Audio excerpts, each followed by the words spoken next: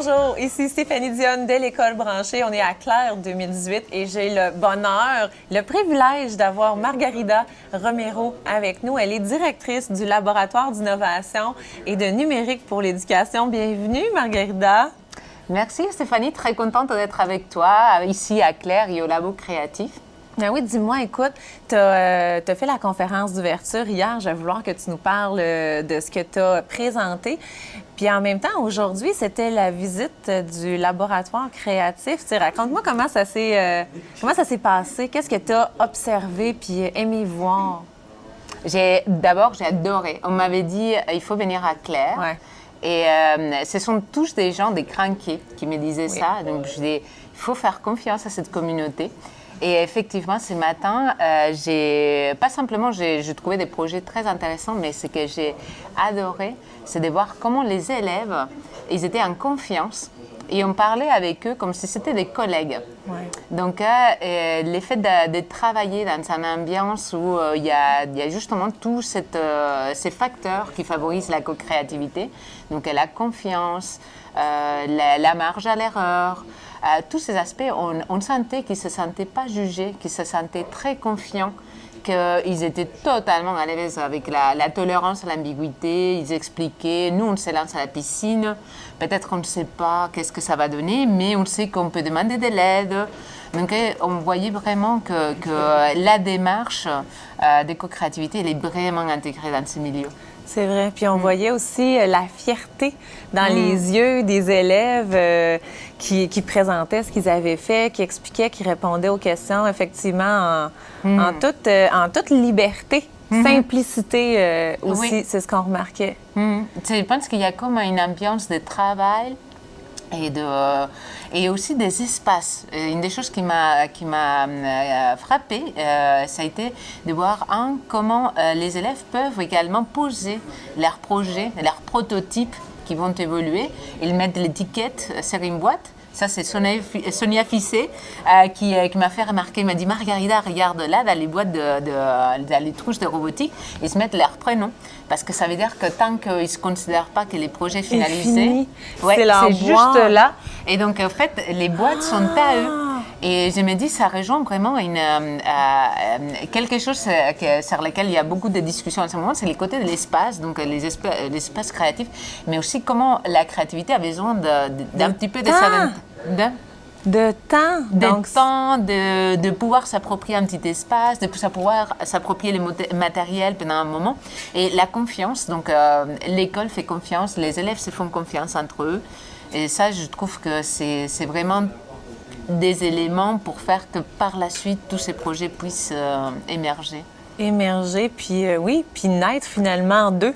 Oui. Hors un contexte qui était plutôt guidé ou qui pourrait être plus dirigé, par exemple. C'est vrai qu'on le sent dans ce que les jeunes ont présenté, puis dans la façon dont les enseignants parlent de ce qu'ils vivent aussi. Oui, on sent qu'il y a un vent de liberté, de respect mutuel et aussi de confiance dans les capacités des autres.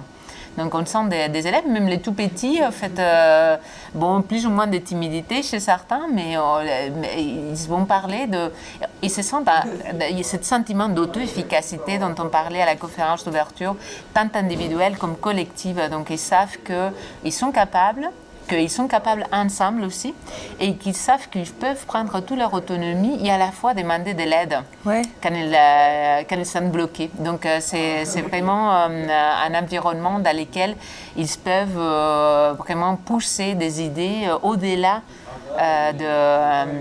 de ce qui est juste les éléments sur lesquels nous on les guide. Donc, je pense que les élèves vont bien plus loin que s'ils seraient dans une démarche plutôt guidée. Ils prennent probablement des risques, tu sais, au travers de ce contexte d'apprentissage-là particulier.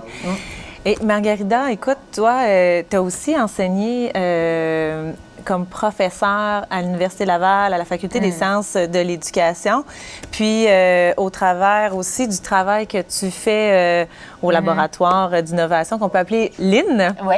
Tout à fait. Bien, tu as développé un projet aussi qui est Smart Cité.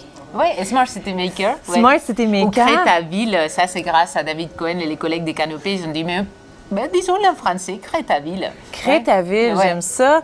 Puis, je pense que de là est découlé aussi les 15 idées que tu as présentées hier en conférence d'ouverture pour développer la créativité.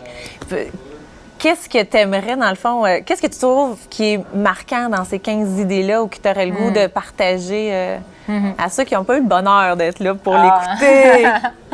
Moi, je dirais, en fait, moi, j'étais avant, comme beaucoup de personnes dans le numérique, un hamster qui va courir derrière les nouveautés technologiques. Donc, c'était très épuisant parce qu'il fallait, pour préparer les cours, regarder plein de trucs différents pour choisir les meilleurs. Les essayer. Les essayer. Puis, on est toujours en train de se dire, il vient de sortir telle chose, je ne l'ai pas essayé. Je l'ai pas vu, ouais.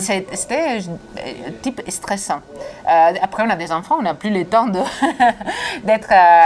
voilà, il faut se réveiller la nuit, etc. Et en fait, j'ai vu aussi des postures, ça m'a frappé de voir des gens qui n'étaient pas stressés. Et qu'est-ce qu'ils faisaient, ces gens-là? Ils se faisaient confiance à eux et ils se faisaient confiance aussi aux élèves ou aux étudiants. Donc, du coup, ils inversaient les éléments de dire, OK, au lieu de... Ça, tu l'as observé dans ton milieu quand tu étais professeur à l'Université Laval? Comment tu as... Oui, ça a été, en fait, ça a été beaucoup d'aller sur le terrain. En fait, quand je suis arrivée, je ne connaissais pas, j'avais jamais mis les pieds au Québec. Donc, pour moi, c'était tout nouveau. Je me suis dit, je ne sais pas comment ça fonctionne une école. Donc, je fais beaucoup de terrain. À chaque fois qu'il y avait une opportunité, je suis allée. Puis tu as observé les enseignants dans leur milieu, puis c'est ça que tu as observé. Qu'est-ce qui t'a, en fait, intrigué? C'est qu'est-ce qu'ils mettent en place pour justement être, comment tu as dit, pas stressé, mais tu sais, à l'aise et confiant. Oui, tout à fait. Okay. Et donc, je voyais que certains de ces enseignants-là, ce n'étaient pas ceux qui connaissaient plus la technologie ou ceux qui étaient comme les plus savants ou ceux qui passaient toutes leurs soirées à maîtriser les choses. C'était ceux, justement, qui étaient capables d'apprendre avec les élèves. Donc, j'ai décidé, on va prendre une trouche, n'importe laquelle qu'on voit ici. On ne la connaît pas, mais ce n'est pas grave parce qu'on va découvrir ça avec les élèves. On va accompagner la démarche de découverte, la démarche scientifique. On se pose des questions, on fait des hypothèses. On teste donc en observant si c'est vrai ou c'est pas vrai. Donc il y a toute une capacité de découvrir les numériques avec les élèves qui faisait qu'ils n'étaient pas en train de se préparer, surpréparer ou essayer de tout contrôler. Il les faisait avec eux. Donc, ça m'a beaucoup éclairé et puis j'ai trouvé extraordinaire tous ces projets dans lesquels il y avait de la créativité en équipe. Donc, Puis ça, pour toi, où tu situes dans le fond la tolérance à l'ambiguïté dans ce contexte-là? Quelqu'un qui se fait confiance puis qui apprend avec ses élèves, c'est quelqu'un qui est extrêmement ouvert et tolérant à l'ambiguïté. C'est un des facteurs, dans le fond, de succès du développement de la créativité, c'est ça, hein? Exact. Je pense que le potentiel créatif, on l'a tous. Mais après, peut-être parce qu'on a appris comme ça, on peut être vouloir des consignes très précises. Et donc, si on veut que tout soit tout fait, voilà, en fait, on ne va pas se donner la même marge. Qu'est-ce qui s'est passé, par exemple, dans les projets de Crétaville, quand on a montré une maison en disant, voilà un exemple, c'est qu'ils ont produit les étudiants. C'était similaire. C'était similaire. Quand on leur a dit, faites une maison, qu'est-ce qui s'est passé? Ça a été inconfortable pour certains. Il y en a même qui disaient, mais la prof, elle ne travaille pas. Elle ne nous donne pas les consignes pour... Bref, ça crée de l'inconfort chez les moins tolérants à l'ambiguïté.